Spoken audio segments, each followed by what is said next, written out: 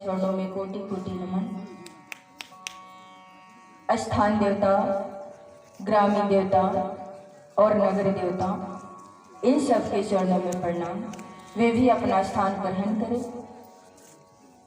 संत समाज, ब्राह्मण समाज, पधारे हुए सभी हरिभक्तों के हृदय में विराजमान मेरे श्रेष्ठ भगवान श्री राधा गोविंद के चरणों में कोटि कोटि नमन।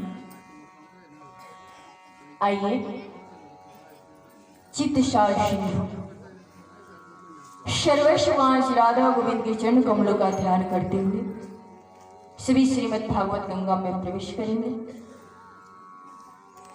अब हम उसी प्रसंग पर चलते हैं जहां पर गोपी आती है और नंद बाबा से कहती हैं कि आपके घर में लैला हुआ है। अब जैसे ही नंद बाबा लाला के जन्म को प्रसंग सुनते हैं, 75 वर्ष के बाबा 16 वर्ष के हो जाते हैं, श्रृंगार करते हैं और बैठ जाते हैं। इतने में ब्राह्मण आते हैं, स्वास्तिक वाचन करवाते हैं, जाति कर्म संस्कार करवाते हैं। उसके बाद 7 तिल के पर्वत बनवाते हैं और उनके अंदर रत्न रखते हैं और उन्हें स्वर्णमय वस्त्र से समावृत करके ब्राह्मणों को दान कर देते हैं।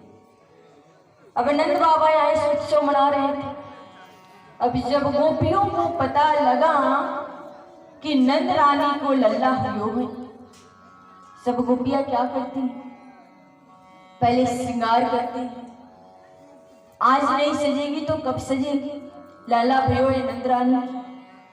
सभी गोपियां श्रृंगार करती हैं और मैया यशोदा के पास आती हैं और कहती है, मैया चीरा पाहिती, बधाई हो, आपके घर में लल्ला हुआ, बधाई हो। अब इस प्रकार यहाँ पर उत्सव मन रहा था। तभी नंद बाबा को याद आया कि कंस को वार्षिक कर देने जाओ, क्योंकि कंस को वार्षिक कर नहीं दिया था। अब देखिए, उस रात कंस को नींद ही नहीं आई थी। अब जैसे ही प्रातः काल होता है, सभी अपने मंत्रिमंडल के आपातकालीन बैठक बुलवाता है। उनके मंत्रिमंडल के सदस्यों का नाम क्या है? चाणू, मुष्टिक, सल्व, तुष्ट, पूट, धेनुकासुर, आघासुर, नरकासुर और एक महिला थी जिसका नाम था पुतना। ये पूरा आते हैं। अब देखिए, रात्रि में जो कुछ भी हुआ था और उस कन्या ने जो कुछ भी कहा था, कंस क्या करता है कि अपने मंत्रिमंडल के सदस्यों को सुनाता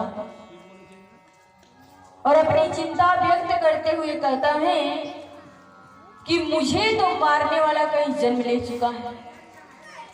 अब हम क्या करें? कोई तरीका बताओ। तो देखिए, जितने भी सदस्य आए थे उसमें से कोई भी सज्जन व्यक्ति नहीं। अब सब अपना अपना मत दे रहे हैं कि महाराज ऐसा कीजिए, वैसा कीजिए। उसी में एक खड़ा होता है व्यक्ति और कहता है कि महाराज, आपको मारने वाला 10 दिन के भीतर जन्म लिया होगा, इसलिए आपके राज में जितने भी बालक ने 10 दिन के अंदर जन्म लिया है, उन्हीं सबकी हत्या करवा, उन सबको मार दो। कंस कहता है कि हाँ, यह प्रस्ताव उचित है। अब देखिए, भगवान को मारने का यहाँ पर षड्यंत्र तैयार हो जाता है। अब इधर क्या होता है कि नंद बाबा आते हैं कंस को वार्षिक कर देने की, और साथ में सूचना भी लेकर आते हैं कि हमारे घर में लल्ला हुआ। बाबा आते हैं और कंस से कहते हैं, महाराज आपके पूर्ण प्रताप से मेरे घर में पुत्र ने जन्म लिया। जैसे ही कंस सुना कि इनके घर में पुत्र हुआ है, अंदर से जल गया। देखिए, दुष्ट का स्वभाव होता है कि वो दूसरे के उत्कर्ष को सह नहीं सकते, दूसरों की खुशी उनसे देखी नहीं जाती। अब कंस जल जाता है कि यदि ये बिना संतान के मर जाता तो इसकी सारी संपत्ति हमारे खाते में जमा हो जाती। अब इसका पुत्र हो गया और ऊपर से कहता है कि नंद बाबा बधाई हो कि 80 वर्ष की अवस्था में आपको पुत्र प्राप्त हुआ है। अब वहां से नंद बाबा आते हैं। अब देखिए वासुदेव जी नंद बाबा के परम मित्र थे, तो सोचते हैं कि चलो मित्र से मिलते चलते हैं, आते हैं। अब जैसे ही वासुदेव जी देखते हैं नंद बाबा को, तुरंत उठ खड़े होते हैं। कहते हैं ना कि जैसे प्राण आने पर शरीर उठ खड़ा होता है, उसी प्रकार जैसे ही नंद बाबा को आते वासुदेव जी देखते हैं, तुरंत उठकर खड़े हो जाते हैं और कहते हैं कि मित्र पुत्र जन्म की बधाई हो। अब देखिए मित्र कैसे हैं। यहाँ पर मित्र अपने सुख की तरफ ध्यान न देकर मित्र के दुख की तरफ ध्यान देते हैं। नंद बाबा कहते हैं कि ये बताइए, हमने सुना है कि कंस ने आपके अनेक पुत्रों को मार दिया, एक कन्या बची थी, वो भी आकाश में चली। वासुदेव जी कहते हैं ये सब छोड़िए, आप ये बताइए कि इस समय आप जहां पर रह रहे हैं वहां का घास चारा जो है वो रोग रहित तो है, वहां का जो पानी है वो रोग रहित तो है। देखिए वासुदेव जी कितना लंबा चिंतन कर रहे हैं, मन में सोच रहे हैं कि यदि घास पानी रोग रहित होगी तो गौ माता भी रोग रहित होगी, उनका दूध भी शुद्ध होगा और उस दूध को पिएगी मैया यशोदा, उनका भी दूध शुद्ध रहेगा और उस दूध को मेरा पुत्र पिएंगे तो मेरा पुत्र भी शुद्ध रहेगा। कितना लंबा चिंतन कर रहे हैं। यहाँ पर सीधे सीधे पूछने से संकोच कर रहे हैं कि कहीं ये संदेह ना हो जाए कि कृष्ण मेरा पुत्र है। अब यहाँ पर क्या होता है, किस प्रकार कुशल क्षेम होता रहता है। उसके बाद वासुदेव जी नंद बाबा से कहते हैं कि मित्र आपको यहाँ ज्यादा देर तक नहीं रुकना चाहिए, आप जल्दी जाइए। सब वहां पर अकेले हैं। अब नंद बाबा वहां से निकले। अब जैसे ही मथुरा से निकले उसी समय कंस क्या करता है कि पुतना को बुला लेता है। पुतना वह राक्षसी थी जिसका भोजन ही रुधिर था, छोटे छोटे बच्चों का खून पीती थी, इसलिए उसका एक और नाम था रुधिराशना। पुतना आती है। अब जैसे ही आती है कंस देखता है, अपने आसन पर बैठा लेता है। कहते हैं ना कि जब तक स्वार्थी लोगों का कार्य सिद्ध नहीं होता बड़ा ही आदर करते हैं, बहुत पूछते हैं और जैसे ही काम पूरा हुआ फिर पहचानते ही नहीं। अब यहाँ पर क्या होता है कि कंस बुलवाता है और अपने आसन पर बैठाता है। पुतना कहती है बताइए भैया किस लिए आपने याद किया। कंस कहता है कि बहन तुम मेरी एक काम कर दोगी तो तुम्हारा उपकार जीवन भर नहीं भूलूंगा। पुतना कहती है कि बताइए क्या करना है, मैं तो आपके लिए प्राण भी दे दूंगी। तो कंस कहता है कि मुझे संदेह है कि जो कन्या आकाश में गई थी उसने कहा था कि तुम्हें मारने वाला कहीं जन्म ले चुका है। मुझे संदेह है कि नंद के घर में जो बालक जन्म लिया है कहीं वही ना मुझे मारने वाला, इसलिए तुम एक काम करो उसको मार करा। इतना कहते कि ये कौन सी बड़ी बात है, समझो कि वो मर गए। अब पुतना यहाँ पर विचार करती है कि कैसे वहां पर जाएं। यदि साथ ऐसे भेष में राक्षसी के भेष में जाएंगे तो गोप लट्ठे मार मार कर घायल कर देंगे। विचार करके मानवीय रूप बनाती गोपी बनी जाती, अपने आप को खूब सजाती, गोपी के स्वरूप में आती है गोकुल में। अभी देखिए, देखती है कि कहाँ पर प्रभु है, कहाँ पर बालक है नंद के। अभी जैसे ही बालक को देखती है, धराधर वहां पर पहुंच जाती है। वहां पर मैया यशोदा भगवान को पल्ले में झूला झुला रही। पूतना आती है, प्रभु देखते हैं, प्रभु कहते हैं ये तो अब आ गया। यहाँ पर भगवान अपने नेत्र को बंद कर लेते। तो देखिए, अब यहाँ पर भक्तों ने विचार करना शुरू किया कि भगवान ने अपने नेत्रों को क्यों बंद किए। कुछ भक्त कहते हैं कि भगवान ने नेत्र को इसलिए बंद किए कि माया है, पूतना अविद्या है, माया है, और भगवान के सामने कभी भी माया टिकती नहीं है। अगर इसे थोड़ा भी आभास होगा तो यहां से भाग जाएगी और मेरे दोस्त मित्रों को मारेगी। इसलिए इसका यहाँ पर अंत हो जाना चाहिए। पर कुछ भक्त कहते हैं कि भगवान ने नेत्र को इसलिए बंद किए कि भगवान ने सोचा हमने रामावतार में तड़का का वध किया था, तो लोगों ने हमारे विरुद्ध में विवाद उठाए थे कि प्रभु श्री राम ने सभी कार्य अच्छे किए, सभी काम अच्छे किए, पर एक स्त्री को मारा सही नहीं किया। इसलिए स्त्री पर तो हाथ उठाऊंगा नहीं, पर क्या करें, प्रथम ग्रास्य मोक्ष का पाता, आ गई है तो मरना तो पड़ेगा। इसलिए भगवान नेत्र को बंद कर लेते हैं। और कुछ भक्त कहते हैं कि भगवान नेत्र को इसलिए बंद किए कि दुष्ट की तरफ देखना ही नहीं चाहिए। कौन क्या कर रहा है? यदि हम ज्यादा ध्यान देंगे तो हमारा बुद्धि कलुषित होगी। इसलिए देखिए नहीं कौन क्या कर रहा है।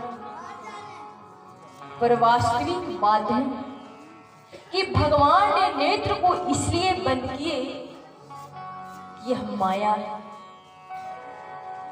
और प्रभु के सामने माया टिकेगी नहीं, यहां से भाग जाएगी। इसलिए भगवान अपने नेत्र को बंद कर लेते। अब पूतना देखती है ये तो साधारण बालक है, इसको मारने में क्या दिक्कत है। अब क्या करते कि भगवान के प्रति दुलार प्यार करना शुरू। मैया यशोदा सोचती है कि मेरा पुत्र नहीं बल्कि इसी का पुत्र। मैया वहां से चली जाती है। जैसे ही मौका मिलता है, पूतना क्या करते हैं कि प्रभु को गोद में लेती है और वहां से साइड चले जाती है। वहां से आती है और स्तनपान कराना शुरू कर देती है। अब देखिए प्रभु क्या करते हैं कि सबसे पहले उसके जहर को पीते हैं, जो स्तन पर लगा हुआ था विष को पीते हैं। उसके बाद भगवान उसके स्तनों को प्राणों सहित खींचते हैं। उसको पीड़ा होने लगी, जोर से चिल्लाती है छोड़ो छोड़ो। प्रभु कहते हैं कि देखो हमने तुम्हें पकड़ रखा है, हम पकड़ने में भले ही देर करें पर पकड़ने के बाद छोड़ते नहीं। छोड़ना हमारा स्वभाव नहीं। जब प्रभु नहीं छोड़े तो उसकी पीड़ा बढ़ने लगी, जोर से चिल्लाने लगी, भूल गई कि कौन सा रूप बनाया था। तुरंत राक्षसी रूप में प्रकट हो जाती है और वहां से दौड़ती हुई वन में जाती है और धाम से गिरती है, निष्प्राण हो जाती है। अभी देखिए यहाँ पर भगवान उसके स्तनों पर खेल रहे हैं। जैसे ही शोर होती है, आवाज होती है, सभी ब्रजवासी दौड़े दौड़े आते हैं। देखते हैं कि विशाल राक्षसी मड़ी पड़ी है और कन्हैया उनके स्तनों पर खेल रहे हैं। तुरंत गोपियां उठाती है, मैया की गोद में देती है। अब यहाँ पर क्या होता है कि नंद बाबा भी आते हैं। नंद बाबा देखते हैं तो कहते हैं कि जल्दी इसके ठिकाने लगो। सभी ब्रजवासी लकड़ी को इकट्ठा करते हैं, उसके चिता में आग लगाई जाती है। जैसे ही उसके शरीर को जलाया जाता है तो महाराज उसके शरीर से जलने से दुर्गंध नहीं बल्कि सुगंध निकल रही थी। भगवान जिनका स्तनपान करे भला उनमें दुर्गंध कहाँ रह जाती। तो महाराज प्रभु श्री कृष्ण ने पुतना को वह गति दी जो मैया यशोदा को मिलना चाहिए, पर पुतना को मिल गई पहले। बोलिए भक्तवत्सल भगवान की। इसके बाद अब एक दिन की बात है कि मैया प्रभु को सुला रही थी, सुलाकर वहां से चली जाती। तभी प्रभु करवट बदल लेते, नंद बाबा देख लेते हैं, बहुत प्रसन्न होते हैं, उत्सव रखते हैं। अब सभी ब्रजवासी आते हैं, नृत्य करने लगते हैं। तभी प्रभु सो जाते हैं मैया की गोद में। अब मैया सोचती है कि इन्हें कहीं एकांत स्थान पर सुला दो ताकि आवाज नहीं इनके पास। मैया उनको लेकर आती तो देखिए जो सकट होता है उस पर माट मटका रखा जाता है, उसी सकट के नीचे मैया उनको पालने में सुला देते और चली आती। प्रभु देखते हैं कि जिसका उत्सव है उसी को सब भूले बैठे, हमको ही लाकर यहाँ पर सुला दिया। उसी समय क्या होता है कि एक सक्टासुर नामक असुर आ जाता है विशाल रूप लिए। अब देखता है, कहते ये तो साधारण बालक है, इसको मारने में क्या दिक्कत है। अब सोच रहा था कि एक पैर रखूंगा तो इसका पता भी नहीं चलेगा कहाँ जाएगा। तभी प्रभु क्या करते हैं कि अपने चरण को थोड़ा सा स्पर्श करते हैं सकट में। तभी पूरी सकट सक्टासुर के ऊपर धाम से गिर जाता, उसका वहां पर उद्धार हो जाता। बोलिए भक्तवत्सल भगवान की। इसके बाद प्रभु थोड़े बड़े होते हैं, घुटमन घुटमन चलने लगते हैं। तभी क्या होता है कि एक दिन की बात है कि मैया उनको लेकर प्रांगण में बैठी थी, स्तनपान करा रही थी। तभी क्या होता है कि एक तिरनावत नाम के राक्षस चला आता है, गोंडर का रूप। प्रभु देखते हैं, प्रभु कहते हैं कि मैया गोद से नीचे उतारे तो हम भी उड़न खटोला पे भ्रमण करें, क्योंकि मामा जी ने पहले से उड़न खटोला भेज रखा, पर मैया उतारी। तो प्रभु क्या करते हैं कि अपना वजन बढ़ाना शुरू कर देते हैं। इतने वजनदार हो जाते हैं कि मैया को गोद में रखना मुश्किल हो जाता है। मैया देखती हैं, कहती है अरे तुम मेरे नेक सो हल्को फुल्को कन्हैया इतने भारी कैसे हो गए। मैया बार बार देख रही है। फिर मैया कहती है हो सकता है कि दूध ज्यादा पी लिए हो।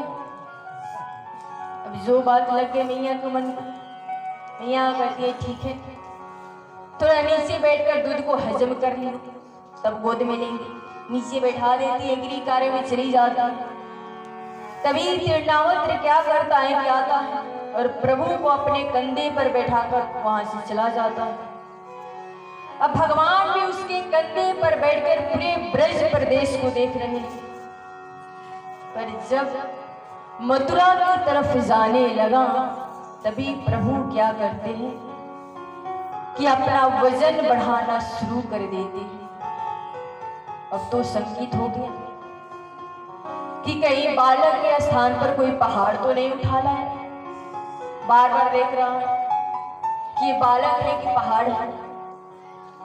तभी यहाँ पर भगवान को हंसी आ जाती है।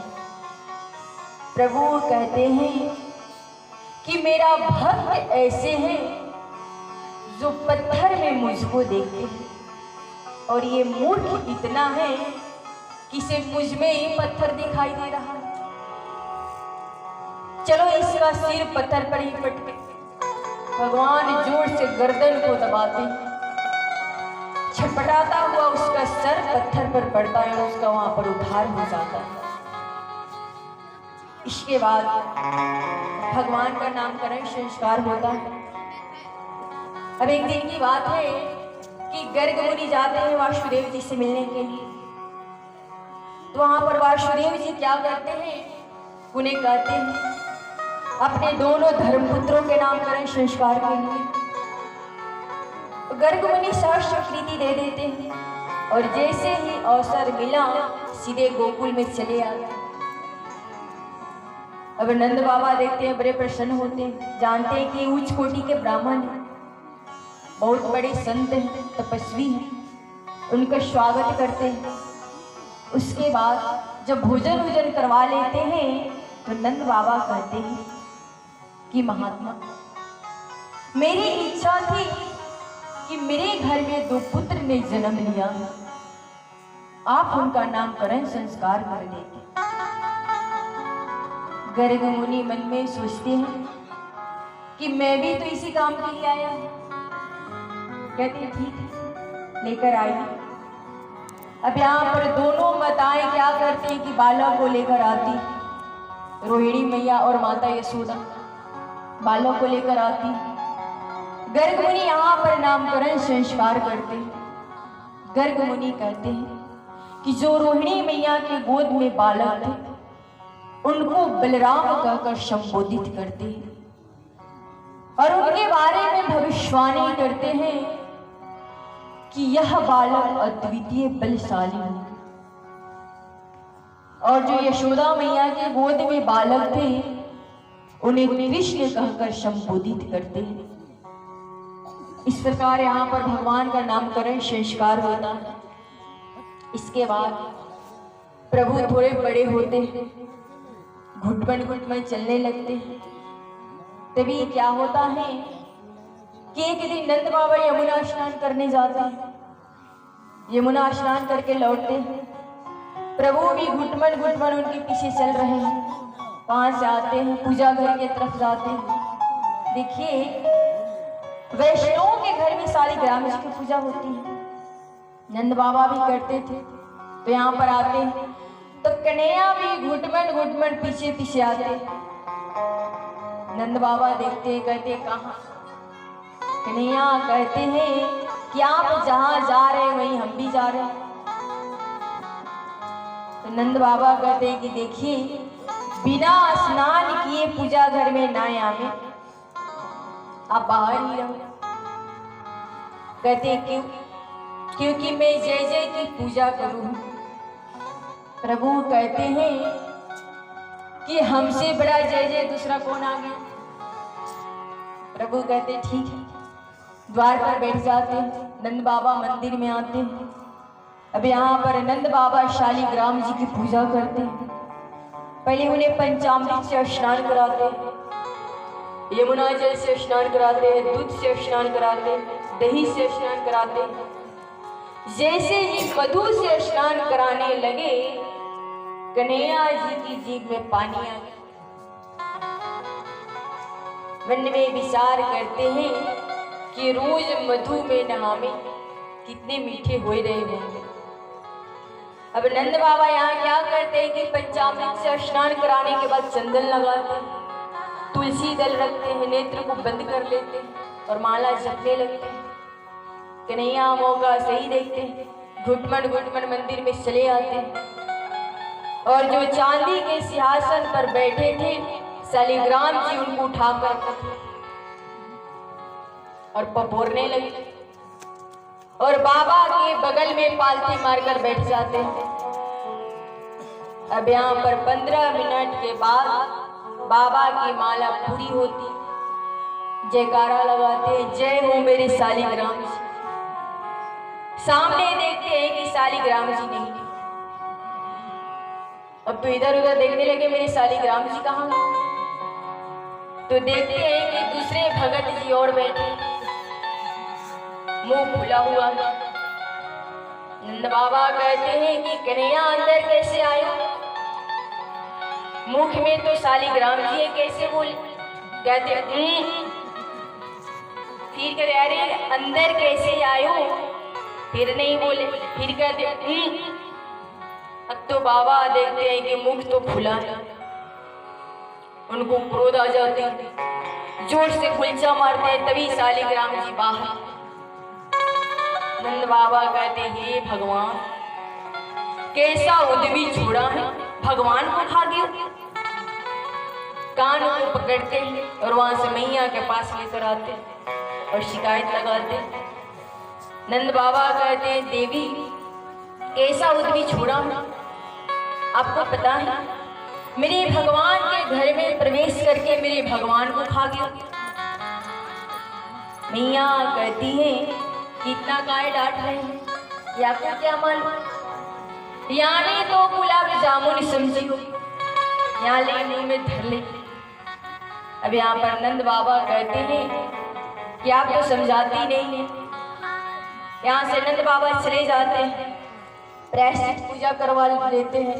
इसके बाद क्या होता है कि माता यशोदा उन्हें स्नान कराती है, पगों में नुपुर बांधती, माथे पर मोरपंख लगाती और जैसे ही अंगुली को पकड़कर चलाने लगती हैं, कन्हैया नृत्य करने लगते हैं। मैया सब कुछ भूल जाती। अब देखिए, जिस परमात्मा की सारे पर पूरा संसार नचता, ओ भगवान, ओ ब्रह्म, मैया यशोदा की सारे पर नाच रही है। अब यहाँ पर मैया क्या करती है कि उन्हें दूध पिलाती है और सुला देती है और उठकर स्वयं दही को बिलो रही है। देखिए, 3 प्रकार से भक्ति होती है, मनसा, वाचा और कर्मणा। मैया यहाँ तीनों प्रकार से भक्ति कर रही है। मन में सोच रही है कि कन्हैया की लीला कैसे उद्यमी छोड़ा, कैसे कैसे बोलता, और वाणी से कृष्ण कथा का गान कर रही है और हाथ से दही पिलोकर प्रभु की सेवा कर रही है। मनसा, वाचा और कर्मणा तीनों प्रकार से भक्ति मैया यशोदा प्रभु की कर रही है। अब प्रभु यहाँ पर देखते हैं कि बहुत समय हो गया, मैया तो आई नहीं। उतरते हैं, गुटमट चले आते हैं और जो रही था उसको पकड़कर खड़े हो जाते हैं। कहते हैं मैया मोको माखन दे। मैया बोली अभी निकले हो ही नहीं तो कहां से दूं, रात्रि का माखन है उसको खा ले। कहते नाय मैया, मैं तो ताजो माखन लूंगा और यहाँ मटकी में से लूंगा। मैया कहती है भूख तो इसे लगी नहीं। बच्चे थे तो जो बात आ जाए मन में जिद पकड़ कर बैठ जाते। मैया कहती है अच्छा ऊपर देखिए क्या है। कहते क्या है? तो चंदा मामा। अब जैसे ही प्रभु चंदा मामा को देखते हैं, माखन को भूल जाता। कहते हैं मैया मुँह को चंदा ला दे, मुँह को चंदा ला दे। मैया कहती है सही बात है, चंदा चंदा करते रहो तब तक मेरा माखन भी निकल जाएगा। फिर आकर माखन को मथने लगते हैं। फिर प्रभु आते हैं, रई को पकड़कर खड़े हो जाते। प्रभु कहते हैं मैया माखन बाद में निकले होगा, पहले मेरे को चंदा दे दे। मैया कहती है हे भगवान अब क्या करें, अभी से चंदा कहाँ से लाए। अंदर जाती है, थाली में जल भर कर लाती और उसी में मैया चंदा मामा को दिखाई है। कन्हैया देखते हैं, देखकर ताली बजाकर प्रसन्न हो जाते हैं। बोलिए भक्तवत्सल भगवान की जय। वर्ष होते।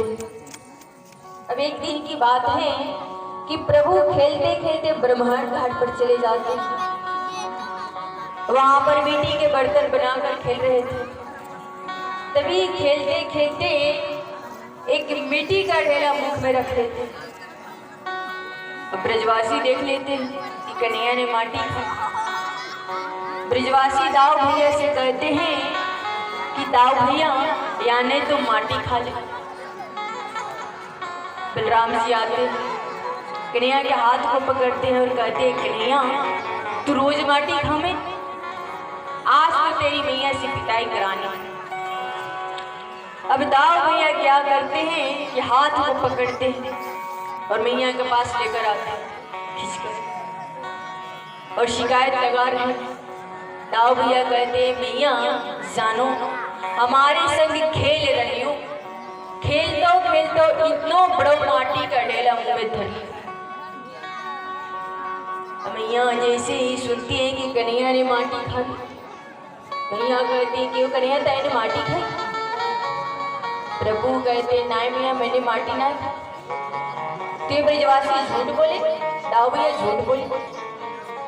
तो मैया तुमको विश्वास नहीं तो मेरे मुख को देख लो। प्रभु ने सोचा था कि कहेंगे कि मुख के देख लो तो मैया बोलेगी ठीक है रहने दो, पर मैया कहती है कि खोल मुख। अब तो प्रभु अपने मुख को दबाते, तभी मैया डांट लगाती, छड़ी दिखाती। प्रभु अपने छोटे से मुखारबिंद को खोलते हैं और जैसे भगवान छोटे से मुखारबिंद को खोलते हैं पूरे ब्रह्मांड भगवान के मुख में दिखाई देता है। मैया देखती और वहीं पर मूर्छा को प्राप्त हो जाती। इसके बाद प्रभु कहते हैं कि तो गड़बड़ हो गई। यदि मैया समझ लेगी कि मैं भगवान हूं तो मुझे एक घर में रख देगी, पूजा पाठ शुरू। तो फिर प्रभु कहते हैं कि कुछ करना पड़ेगा। माया को बुलाते हैं और पूरे लीला को विस्मृति करवाते हैं। उसके बाद अब देखिए सभी गोपी परेशान हैं प्रभु के माखन चोरी से। प्रभु क्या करते हैं कि गोपी के घर में जाते हैं, अपने सखाओं के साथ माखन चुराते हैं, माखन खाते हैं और मटकी को फोड़ देते हैं। सभी गोपियां परेशान। और प्रभु क्या किए थे कि सखाओं के साथ एक मंडली बनाई। उस मंडली का नाम था चोर मंडली समिति। मंडली के साथ जाते माखन चुराते और मटकी को फोड़ देते। अब गोपियां आकर शिकायत लगाती तो कहते कि नहीं हमने माखन नहीं चुराया है। मैया भी कहती कि मेरा पुत्र तुम्हारे घर में क्यों जाएगा माखन चुराने, मेरे घर में गाँव माखन की कमी है। अब यहाँ पर क्या होता है कि एक गोपी जिसका नाम था प्रभावती, वह कहती है मैया मैं तो तेरे पास सबूत के साथ आऊं। मैया कहती है ठीक है, जिस दिन सबूत मिले चले आना। अब गोपी चली जाती है, एक तरीका लगाती है कि कैसे कन्हैया को पकड़ा जाए। तो क्या करती है, छीके पर मटकी रखती है, उसमें माखन रखती है और छीके के नीचे घंटी बांध देती है। मन में सोचती है कन्हैया आएंगे माखन को चुराएंगे तो घंटी तो बजेगी और घंटी बजेगी तो उनको पकड़ लेंगे। अब यहाँ पर क्या होता है कि छिप जाती है, देखने लगती है कि कब आए। तभी कन्हैया वहां पर चोर मंडली समिति के साथ हाजिर होते हैं। देखते हैं कि छीके में घंटी, तो क्या करें। तो प्रभु घंटी से कहते हैं अरे ओ घंटी, जब तक हम माखन चुराएं तो तुम मत बजना। घंटी कहती है जैसी आपकी इच्छा प्रभु, हम नहीं बजेंगे। अब देखिए यहाँ पर क्या होता है कि सभी सखा माखन को चुराते हैं, घंटी नहीं बजती। माखन खाते हैं, घंटी नहीं बजती। घंटी के खोपड़ी को पकड़कर हिला डालते, तब भी घंटी नहीं बजती। अब प्रभु की बारी, भगवान माखन को चुराते हैं, घंटी नहीं बजती, और जैसे ही माखन को मुख में डालते हैं तुरंत घंटी बज जाती है। पीछे से गोपी आती है, पकड़ लेती है, कहते हैं कि आज पकड़ में आयो, अब नहीं छोड़ने वाली। प्रभु कहते हैं पकड़ तो बाद में ली, जरा घंटी से हिसाब किताब पूरा कर ले। अब प्रभु कहते हैं कि अरे हमने कहा था ना कि जब हम माखन चुराए तो मत बजना, फिर क्यों बजी? घंटी कहती है प्रभु मुझ में इतनी हिम्मत है कि मैं आपकी बात को काट सकती। मैंने आपकी बात को काटा नहीं प्रभु, आपने कहा था कि हम माखन चुराए तो मत बजना, हम नहीं बजे। आपकी सखाओ माखन खा, मेरी खोपड़ी भी हिला डाली, पर तब भी नहीं बजी।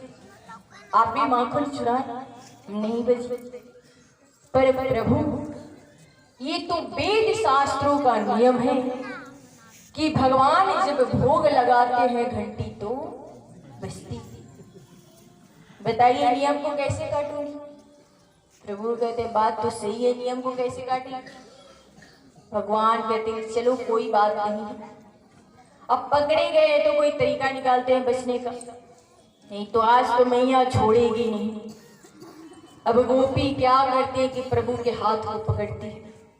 अब ब्रज लंबा घूंघट, ये हाथ को पकड़कर खींच कर लेकर जा रहे हैं। कन्हैया मन में सोच रहे हैं कि कोई तरीका निकाले, नहीं तो मैया तो बहुत पिटाई करेगी। तभी क्या करे, तभी उनको याद आता है जो प्रभु का चोर मंडली समिति था, उसमें उस गोपी के तेवर भी शामिल। अब यहाँ पर प्रभु कहते हैं गोपी से, अरियो गोपी। गोपी कहती है क्या है? तो मेरे ये हाथ तनिक दुख गए, दूसरे हाथ को पकड़ ले, कब से खींच कर लेकर जा रहे हैं। गोपी सोचती है कि बात सही, बालक है, कब से खींच कर ला रहे हैं, हाथ दुख गए। हाथ को छोड़ती है दूसरे हाथ को पकड़ने के लिए। तभी प्रभु क्या करते हैं, उसके तेवर को बुलाते हैं, हाथ को पकड़ा देते और वहां से भाग निकलते। मैया के पास चले आते हैं और मैया को समझा देते कि देखो मैया ये सब गोपी होती है झूठी, सब झूठ बोलती। देखना कैसे कैसे झूठ बोलेगी। मैया कहती ऐसी बात है तो हाँ। अब देखिए गोपी तो घूंघट करी, उसको तो पता नहीं कि कौन है, हाथ को खींच कर लेकर आ रही है। मैया के पास आती, आवाज लगाती, अरे ओ यशोदा मैया। मैया कहती है क्या है? तो तेरे छोड़ा को लाई। मैया कहती है कहाँ है? आगे करी, आगे करती। फिर मैया कहती है घूंघट उठाई। अब जैसे घूंघट उठाती है खड़ी के खड़ी रह जाती। गोपी कहती है अरे छोड़ा तू कहाँ से आए? अब देवर कहता है भाभी जी रात को भांग खाकर सोई थी क्या? दिन में हमें कोई कृष्ण मान रहे हैं। मैं कब से कह रहा हूं कि मैं कन्हैया नहीं हूं, कन्हैया नहीं हूं, तब भी पकड़कर खींच कर ला रहे। गोपी कहती है कि नहीं दाल में काला। कन्हैया कहाँ है? कन्हैया सामने खड़े, कहते यूं खड़ो। प्रभु अंगूठा दिखा रहे हैं कि ले पकड़ ले। प्रभु कहते हैं कि आज पकड़ने की कोशिश करी तो आज तो केवल देवर के हाथ पकड़ाए, कल पकड़ने की कोशिश करेगी तो तेरे पति का हाथ पकड़ा दूंगा। लेकर घूमती रही हो नंद बाजार में, कन्हैया पकड़ लियो, कन्हैया पकड़ लियो। बोलिए भक्तवत्सल भगवान की जय। तो महाराज ये तो लीला एक बहाना था। वास्तव में भगवान गोपी के घर से माखन नहीं, उसके अहंकार को चुराते थे, उनके आलस्य को चुराते थे। देखिए ये जितने भी लीलाएं हैं प्रभु के, जो दिव्य अवतार है, दिव्य लीलाएं हैं, ये हमारे जीवन में उस दीप को प्रज्वलित करते हैं जो हमारे जीवन में 360 डिग्री ट्रांसफॉर्मेशन लाता, संभव करता, जो भगवान के दीप अवतार, दीप लीलाएं, they are not part of history but the shaped history, saved life, saved nation। यह तभी संभव है जब हम पूर्ण समर्पण, पूर्ण तल्लीनता के साथ इस महान ग्रंथ में निहित एक एक आइडियल, एक एक टीचिंग को अपने अनुसार करेंगे, उसे अपने जीवन में स्थान देंगे। जितने भी भगवान की लीलाएं हैं ये ऐतिहासिक सत्य है और प्रभु ने ये लीलाएं धरोधाम पर की है, ये भी निर्विवाद सत्य है। परंतु महाराज इन लीलाओं में हमारे लिए भी कुछ संकेत है। बार बार इन लीलाओं का श्रवण का उद्देश्य क्या है? आज भी ये लीलाएं हो रही हैं, बस इसे अपने ऊपर समझना है। ये ब्रज क्या है? ब्रज गतो, यहाँ पर ब्रज धातु गमन अर्थ में है। और एक बात, इस शरीर को भी ब्रज कहा जाता है। ब्रज का एक अर्थ है ब्रजति भगवत समीपे शब्द ब्रज। देखिए, जो भगवान के समीप पहुंचा दे उसे ब्रज कहते हैं। तो इस शरीर को ब्रज क्यों कहा गया है? क्योंकि देखिए 84 लाख योनि में मनुष्य शरीर ही एक ऐसा है जिसे हम भगवान को सहजता से प्राप्त कर सकते हैं, जो और योनि में संभव नहीं है। इसलिए शरीर को ब्रज कहा गया है। और देखिए, इस ब्रज की महिमा कब बढ़ी है? जब भगवान का प्रागट्य हुआ है, तभी तो बैकुंठ से भी ज्यादा ब्रज की महिमा बढ़ गई भगवान के आने से। उसी प्रकार इस शरीर की महिमा कब बढ़ी? शरीर श्रात्मक कब होगा? जब हमारे अंदर भगवान प्रकट होंगे। और देखिए, जब भगवान प्रकट हुए तो सबसे पहले किसका अंत करते? पुतना का, जो विद्या है माया। तो भगवान जब हमारे अंदर प्रकट होते हैं तो अविद्या का नाश करते हैं, क्योंकि अविद्या से ही सारे दुर्गुण उत्पन्न होते हैं। अब देखिए, यहाँ पर प्रभु कहते हैं मैया से कि मैया अब हम चराओ तो गैया। मैया कहती है पहले बछड़ा तो चुरा लो, फिर गैया चुराना। तो यहाँ पर क्या होता है कि प्रभु वत्सपाल बन जाते हैं, बछड़ों को लेकर जाते हैं चराने के लिए। तभी क्या होता है कि वत्सासुर नामक असुर चला आता है और बछड़ों में मिल जाता है। अब प्रभु देखते हैं, पहचान जाते हैं, उसको पकड़ते हैं और घुमाकर पृथ्वी पर पटक देते हैं। उसका वहां पर अंत हो जाता है। इसके बाद प्रभु बछड़ों को लेकर यमुना पुलिन पर जाते हैं। वहां पर क्या होता है कि बकासुर नामक असुर बगुला के रूप लेकर रहता है, पानी पीता है, प्रभु को देखता है, कहता है कि इसी ने मेरे बहन को मारा था, ये पुतना का बड़ा भाई था। कहता है कि इसे तो आज छोड़ूंगा नहीं। दौड़ते हुए आता है और भगवान को निगल जाता है। प्रभु उसके पेट में जाते हैं और अपना श्री विग्रह बढ़ाना शुरू कर देते हैं। इतनी तेज को बढ़ाते हैं, इतने तेज को बढ़ाते हैं कि उन्हें शरीर में रखना उसको मुश्किल हो जाता है। मुख द्वार से बाहर कर देता है। भगवान बाहर आते, उसके मुख को पकड़कर बीच से चीर देते, उसका वहां पर अंत होता। इसके बाद प्रभु दूसरे दिन जाते हैं, बछड़ों को लेकर सभी सखा के साथ गए हैं। अब सभी सखा कहते कन्हैया चलो आंख मिचौली खेलते। प्रभु कहते कि ठीक है चलो खेलते। भोजन को एक स्थान पर रख देते यमुना तट पर, और सभी आंख मिचौली खेलने के लिए चलती है। अब सखा कहते कन्हैया हम सब छुपेंगे, आप ढूंढना। कहते कि ठीक है सब छुप जाओ। अब सभी स्थान देखने लगे कहां पर छुपे। तभी क्या होता है कि आघासुर नामक असुर अजगर का रूप लेकर चला आता और मुख को खोलकर वहां पर धरती में सट जाता। अब सभी सखा देखते हैं, छुपने के लिए स्थान को देखते हैं। तभी क्या होता है कि दिखाई दे देता है गुफा जैसा मुख था उसका। सभी गुफा समझकर उसमें प्रवेश कर जाते हैं। जैसे ही अंदर चले जाते हैं सभी मूर्छा होने लगते हैं। प्रभु देखते ही समझ जाते, प्रभु भी उनके मुख में प्रवेश करते।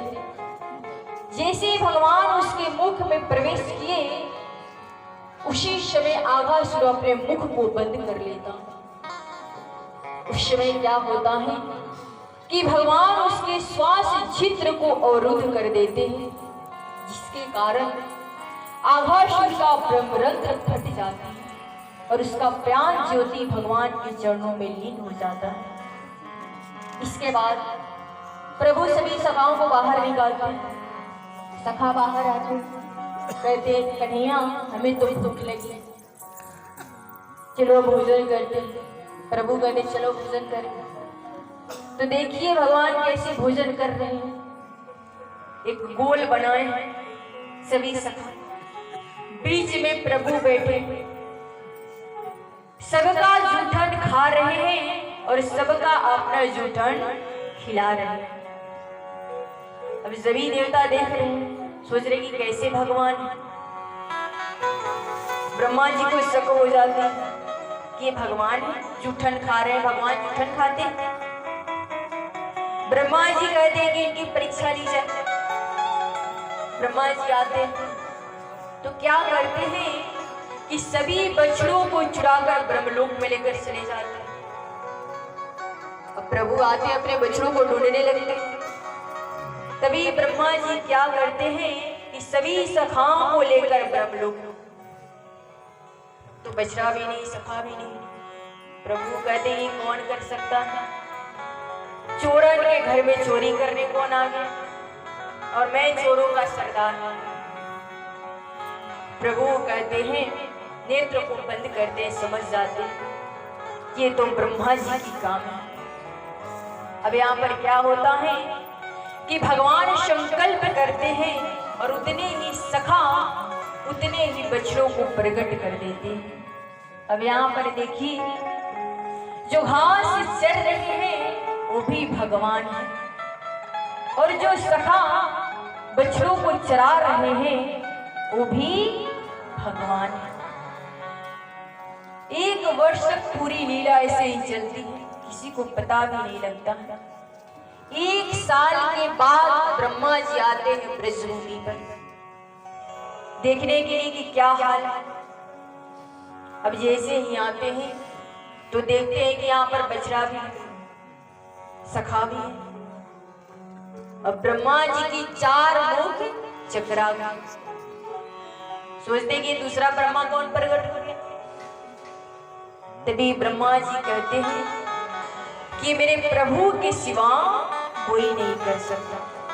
क्षमा याचना मांगते हैं और सभी सखाओं और बछड़ों को लाकर प्रभु को लौटा देते हैं। बोलिए भक्तवत्सल भगवान की जय। सब लोग उस बाल रूप भगवान का सुंदर झांकी को दर्शन करते हुए सब लोग गाएं। वो तेरी मांग